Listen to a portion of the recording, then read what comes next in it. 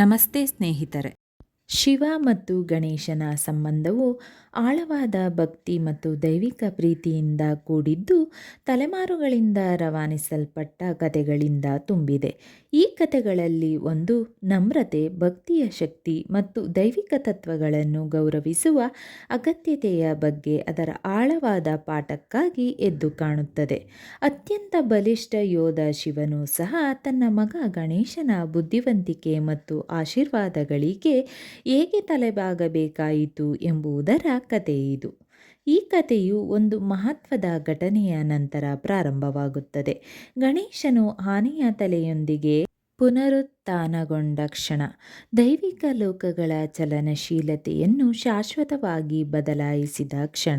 ಪಾರ್ವತಿಯ ಆಶಯಗಳನ್ನು ಗೌರವಿಸಲು ಮತ್ತು ಗಣೇಶನ ಮಹತ್ವವನ್ನು ಅಂಗೀಕರಿಸಲು ಭಗವಾನ್ ಶಿವನು ಯಾವುದೇ ಹೊಸ ಪ್ರಯತ್ನವು, ಅದು ದೊಡ್ಡದಾಗಿರಲಿ ಅಥವಾ ಚಿಕ್ಕದಾಗಿರಲಿ, ಮೊದಲು ಗಣೇಶನ ಆಶೀರ್ವಾದವನ್ನು ಪಡೆಯದೆ ಪ್ರಾರಂಭಿಸಬಾರದು ಎಂದು ಆದೇಶಿಸಿದನು. ಈ ಆಜ್ಞೆಯು ಕೇವಲ ನಿಯಮವಾಗಿರಲಿಲ್ಲ. ಯಾವುದೇ ಕೆಲಸವನ್ನು ಕೈಗೊಳ್ಳುವ ಮೊದಲು ನಮ್ರತೆ, ಭಕ್ತಿ ಮತ್ತು ದೈವಿಕ ಶಕ್ತಿಗಳನ್ನು ಒಪ್ಪಿಕೊಳ್ಳುವ ಮಹತ್ವವನ್ನು ಒತ್ತಿ ಹೇಳುವ ದೈವಿಕ ತತ್ವವಾಗಿತ್ತು. ಆದರೆ ದೇವರುಗಳು ಸಹ ಮರೆಯಬಹುದು. ಮತ್ತು ಒಂದು ಅದೃಷ್ಟದ ದಿನದಂದು ಶಿವನು ಸ್ವತಃ ತನ್ನ ಆಜ್ಞೆಯನ್ನು ಕಡೆಗಣಿಸಿದನು. ವಿನಾಶಕ ಶಿವನು ರಾಕ್ಷಸರ ಗುಂಪಿನ ವಿರುದ್ಧ ದೊಡ್ಡ ಯುದ್ಧಕ್ಕೆ ಸಿದ್ಧತೆ ನಡೆಸುತ್ತಿದ್ದನು. ಅವನು ತನ್ನ ಸೈನ್ಯವನ್ನು ಒಟ್ಟುಗೂಡಿಸಿ ಉಗ್ರ ಮತ್ತು ನಿರ್ಣಾಯಕ ಯುದ್ಧವಾಗಬಹುದಾದ ಯುದ್ಧಕ್ಕೆ ಅವರನ್ನು ಕರೆದೊಯ್ಯಲು ಸಿದ್ಧತೆ ನಡೆಸುತ್ತಿದ್ದಂತೆ ಗಾಳಿಯು ನಿರೀಕ್ಷೆಯಿಂದ ದಟ್ಟವಾಗಿತ್ತು. ಯುದ್ಧದ ಸಿದ್ಧತೆಗಳ ಆತುರ ಮತ್ತು ಉತ್ಸಾಹದಲ್ಲಿ ಶಿವನು ಅತ್ಯಂತ ನಿರ್ಣಾಯಕ ಹೆಜ್ಜೆಯನ್ನು ಮರೆತನು.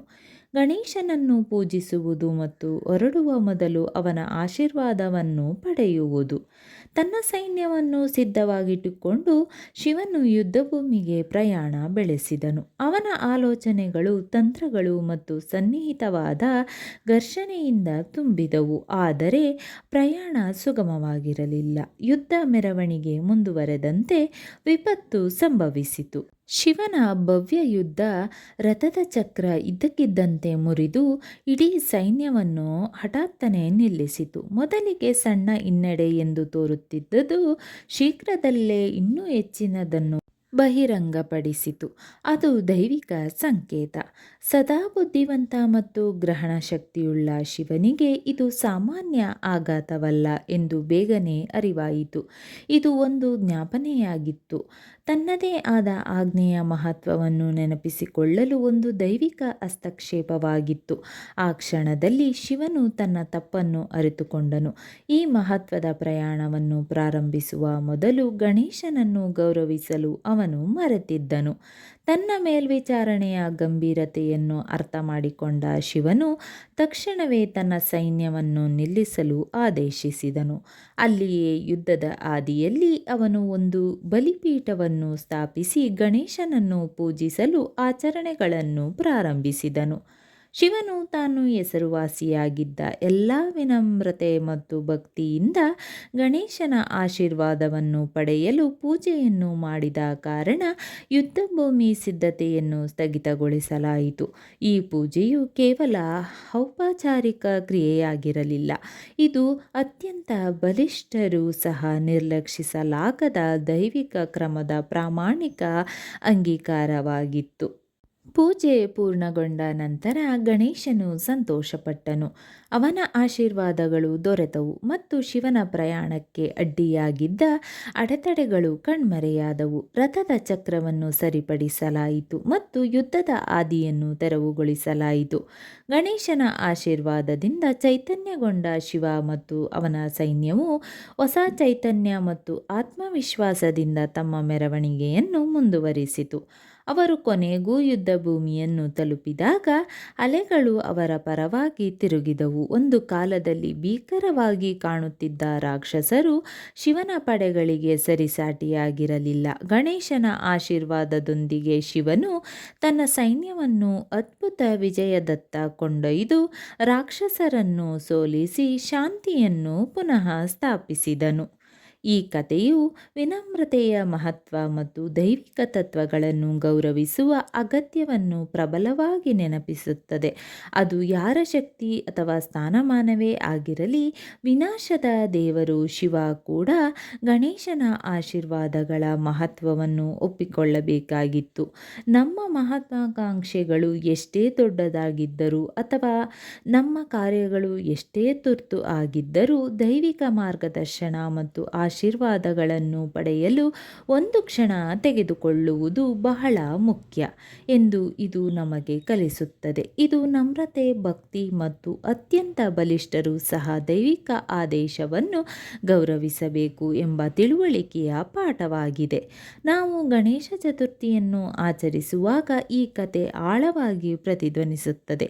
ಗಣೇಶನ ಆಶೀರ್ವಾದದೊಂದಿಗೆ ಪ್ರತಿಯೊಂದು ಹೊಸ ಪ್ರಯತ್ನವನ್ನು ಪ್ರಾರಂಭಿಸುವ ಮಹತ್ವವನ್ನು ಇದು ನಮಗೆ ನೆನಪಿಸುತ್ತದೆ. ಪ್ರತಿ ಬುಧವಾರ ಪೂಜೆ ಮಾಡುವ ಸಮಯದಲ್ಲಿ ತಪ್ಪದೆ ಗಣೇಶ ಗಾಯತ್ರಿ ಮಂತ್ರವನ್ನು 21 ಬಾರಿ ಭಕ್ತಿಯಿಂದ ಪಠಿಸಿ. ಸಕಲ ಇಷ್ಟವೂ ಪ್ರಾಪ್ತಿಯಾಗುವುದು.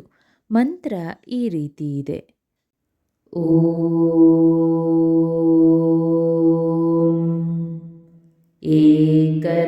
ಏಕದಂತಾಯ ವಿದ್ಮಹೇ ವಕ್ರತುಂಡಾಯ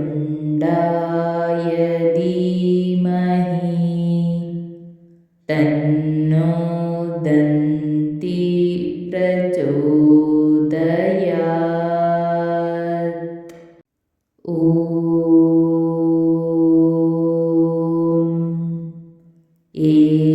ಏಕದಂತಾಯ ವಿದ್ಮಹೇ ವಕ್ರತುಂಡಾಯ ಧೀಮಹಿ ತನ್ನೋ ದಂತಿ ಪ್ರಚೋದಯಾತ್. ಓಂ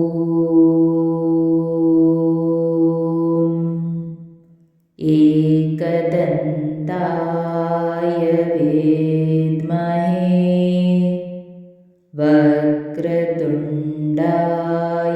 ಧೀಮಹಿ ತನ್ನೋ ದಂತಿ ಪ್ರಚೋದಯಾತ್. ಓಂ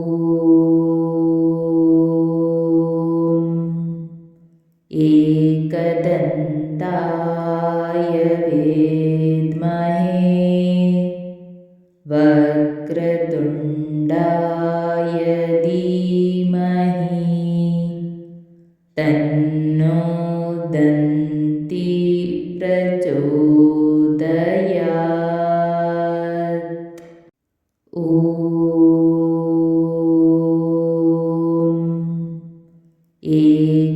ಏಕದಂತಾಯ ವಿದ್ಮಹೇ ವಕ್ರತುಂಡಾಯ ಧೀಮಹಿ ತನ್ನೋ ದಂತಿ ಪ್ರಚೋದಯಾತ್. ಸ್ನೇಹಿತರೆ, ಈ ವಿಡಿಯೋ ಇಷ್ಟವಾದಲ್ಲಿ ಲೈಕ್, ಶೇರ್ ಆ್ಯಂಡ್ ಕಾಮೆಂಟ್ ಮಾಡಿ. ಮುಂದಿನ ವಿಡಿಯೋಸ್ಗಳಿಗಾಗಿ ಚಾನಲ್ ಅನ್ನು ಸಬ್ಸ್ಕ್ರೈಬ್ ಮಾಡಿ. ಧನ್ಯವಾದಗಳು.